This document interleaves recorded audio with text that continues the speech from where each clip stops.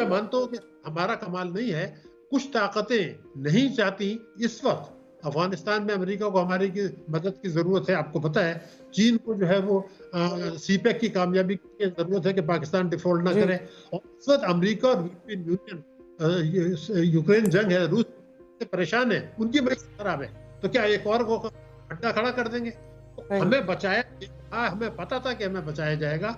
और मैं आप जय हिंद दोस्तों, मैं महेंद्र शर्मा स्वागत करता हूं वन वर्ल्ड हिंदी में आपका। उम्मीद करता हूं आप खुश और स्वस्थ हैं। दोस्तों जैसा कि आपने सुना कैसे आज पाकिस्तान का ये इकोनॉमिस्ट सीधा सीधा कह रहा है कि सीपेक की कामयाबी के लिए चाइना हमें बचा लेगा, जबकि इनको अभी तक अकल ये नहीं आ रही है कि श्रीलंका जैसे देश को चाइना ने कैसे डिफॉल्ट करवा दिया था और आज श्रीलंका की हालात क्या है। तो कहीं ना कहीं आज ये पाकिस्तान में बैठे ये बुद्धिजीवी कैसे पाकिस्तानी अवाम को मिसगाइड कर रहे हैं और बारी बारी में बोल रहे हैं कि हम डिफॉल्ट नहीं होंगे, जबकि इनके पास एक ढेला नहीं है इंपोर्ट करने के लिए। पाकिस्तान में हर चीज़ की महंगाई इतनी चरम सीमा पे पहुंच चुकी है कि पाकिस्तानी अवाम अपने आप को ठगा सा महसूस कर रही है, जबकि ये ऐसे बुद्धिजीवी आके पाकिस्तान के अवाम को बरगला देते हैं और मिसगाइड करते रहते हैं। जबकि चाइना का ये कह रहे हैं कि सीपेक को कामयाब करने के लिए पाकिस्तान हमें डिफॉल्ट नहीं करने देगा। और बहुत से 2-3 मुल्क ऐसे हैं जिन्होंने IMF को लिख के दिया है कि पाकिस्तान डिफॉल्ट नहीं होना चाहिए, हम उसमें मदद करेंगे। उन देशों में कतर, दुबई और सऊदी अरेबिया जैसे देश है। तो कैसे ये इकोनॉमिस्ट चीख के चिल्ला के अपनी डिबेट और पाकिस्तानी अवाम को मिसगाइड कर रहा है। तो दोस्तों देखिए डिबेट और कमेंट में अपनी प्रतिक्रिया जरूर दें। लास्ट में आपसे रिक्वेस्ट करूंगा, चैनल पर नए हैं तो चैनल को सबसे पहले सब्सक्राइब करें, लाइक शेयर कमेंट जरूर करें। दोस्तों जय हिंद, वंदे मातरम, भारत माता की जय। दोस्तों रखना है, जी ताकतवर मालदार तबकों को मराद दें, टैक्सों में छूट दें और उसका बोझ आवाम पर और मईशत पर डालते चले जाएं। नंबर सही। 1। नंबर 2 ये था कि अपनी कौमी बचतें, अपने मुल्क के टैक्सेस, मुल्क की सरमायाकारी बढ़ाने के बजाय बैरूनी कर्जे, बैरूनी इमदाद और अपना निजकारी करने की कोशिश करें। सही। तीसरा ये था आरामदाद बढ़ाने के बजाय, जिससे कि असल ज़रा मुबादला मिलता है, इनकम टैक्स ऑर्डिनेंस 111(4) की मदद से रेमिटेंसेस को बढ़ाने की कोशिश की गई। एक तो ये मसला था, लेकिन जो इस साल खास बात तो ये हुई कि इख्तिदार हासिल करने के लिए जो है वो रियासत पाकिस्तान को नुकसान पहुंचाने की कोशिश की गई। पाकिस्तान में ऐसा कभी नहीं हुआ कि दर्जनों बार ये कहा जाए कि मुल्क डिफॉल्ट करेगा, मुल्क डिफॉल्ट करेगा। जी मैं समझता हूँ कि जो लोग ये नारे लगा रहे थे उनको ये पता था कि पाकिस्तान डिफॉल्ट नहीं करेगा। तो अच्छा। आप हुकूमत पर इल्जाम लगाएं, हुकूमत को तनकीद करें, लेकिन रियासत पाकिस्तान हम सब के लिए मुकद्दस है। तो उस पे इस किस्म की बातें करना, दिवालिया हो गए, ये हो गए, मेरे ख्याल से ये पहले भी होता था, लेकिन एक आध दफे कहा जाता था। अब ये इसकी तकरार होती रही। ये बड़ी खराबी थी, जिसके लिए लस्ट फॉर पावर और लस्ट फॉर मनी।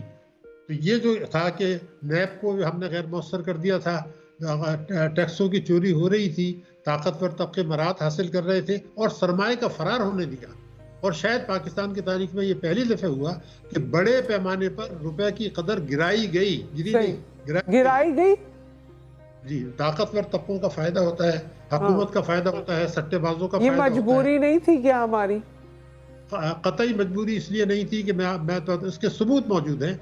एक तो ये है कि हुकूमत कह रही थी स्मगलिंग हो रही है, अफगानिस्तान पैसा जा रहा है, आज भी कह रहे हैं, कुछ महीने पहले भी कह रहे थे। तो ये कैसे हो रहा था? लेकिन दूसरे आप ये देखिए कि मई में 2021 में डॉक्टर शाहिद, हमें तो ये कहा जाता है कि हमें IMF का प्रेशर है कि हमें अपने पैसे को डीवैल्यू करना है, हमें इंटरनेशनल प्रेशर्स हैं और उसके साथ साथ हमारी इकोनॉमी इस तरह काम नहीं कर रही कि हमारे पास कोई और रास्ता नहीं है सिवाय इसके कि हम अपने पैसे को डीवैल्यू कर दें। देखिए, मैं समझता हूँ कि ये अपने जराइम को छुपाने की कोशिश है। हमारे पास दस्तावेजी सबूत मौजूद हैं और खुद स्टेट बैंक ने यहाँ कहा, अभी ये बाद में कहा, जब तबाही होती रही तो मैं उनको कह रहा था ये कि तबाही हो रही है, आप रोकें। अब गवर्नर स्टेट बैंक का रिकॉर्ड पे मौजूद है कि बैंकों ने और जो है हमारे जो एक्सचेंज कंपनीज हैं उन्होंने बड़े पैमाने पर सट्टेबाजी की है। तो सवाल ये पैदा होता है कि जब कर रहे थे, जब क्यों नहीं रोका आपने? मैं तो आपको ये अर्ज कर रहा हूँ कि रुपए की कदर गिराई गई है, इसके दस्तावेजी सबूत मौजूद हैं, शवाहिद मौजूद हैं। तो डॉक्टर शाहिद, तो ये तो हमारे साथ, मतलब अवाम के साथ, कौम के साथ, मुल्क के साथ खुलेआम ज्यादती हो रही है, खुलेआम धांधली हो रही है, फ्रॉड है ये। देखिए, आपने इख्तरार तो बहुत हल्का लफ्ज है, मैंने अभी एक लफ्ज इस्तेमाल किया था कि अपने सियासी मफादात के तहफ़्फ़ुज़ के लिए, हासिल करने के लिए आप रियासत पाकिस्तान को नुकसान पहुंचाते हैं। अगर आप हुकूमत को गिराने के लिए इल्ज़ाम लगाएं ठीक है, लेकिन आप कहें कि पाकिस्तान दिवालिया हो रहा है, तो शर्म की बात है। कहाँ दिवालिया हो रहा है? मैं आपको बता रहा हूँ कि मैंने कोई 1 दर्जन दफ़े कहा है कि पाकिस्तान इस साल तो क्या 2023 में भी डिफ़ॉल्ट नहीं करेगा। ये मैं मानता हूँ कि हमारा कमाल नहीं है, कुछ ताकतें नहीं चाहती। इस वक्त अफगानिस्तान में अमेरिका को हमारी की मदद की जरूरत है। आपको पता है चीन को जो है वो सीपेक की कामयाबी की जरूरत है कि पाकिस्तान डिफॉल्ट ना करे। और इस वक्त अमेरिका और यूरोपियन यूनियन यूक्रेन जंग है, रूस से परेशान है, उनकी मईशत खराब है, तो क्या एक और वो अड्डा खड़ा कर देंगे? हमें बचाया, हमें पता था कि हमें बचाया जाएगा।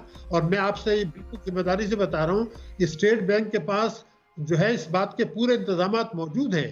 और मुझे ये भी पता है कि 3 दोस्त ममालिक ने IMF को लिख के दिया है, 3 दोस्त ममालिक ने IMF को लिख के दिया है हम पाकिस्तान की मदद करेंगे। तो जब हमारे सियासतदानों को ये बात पता था, जिसमें सऊदी अरब शामिल है, कतर शामिल है, UAE शामिल है, कि ये उन्होंने लिख के दिया हम पाकिस्तान की मदद करेंगे, तो आप डिफॉल्ट की बातें क्यों कर रहे हैं? एक चीज ये मैं इसलिए बता रहा हूँ कि दानिश, लेकिन ये तो अभी तक यही बातें की जा रही हैं और ये भी कहा जा रहा है कि जी IMF का बहुत प्रेशर है और हम तो बड़ी मुश्किल से जो पिछली गलतियां उनको सुधारने की कोशिश कर रहे हैं और मुल्क की बड़ी ही बुरी सूरत हाल है हम, लेकिन फिर भी निपटेंगे, आप घबराएं नहीं।